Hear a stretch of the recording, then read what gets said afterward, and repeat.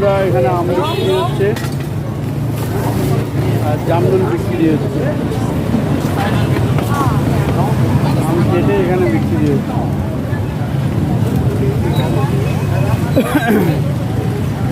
এটা মনে হয় সবেদা, কি বড় বড় সবেদা।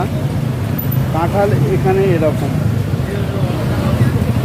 কাঁঠালগুলো দেখুন ডিফারেন্ট টাইপ, অন্যরকম দেখতে কাঁঠালগুলো। এখানে প্রচুর ফল পাওয়া যায়।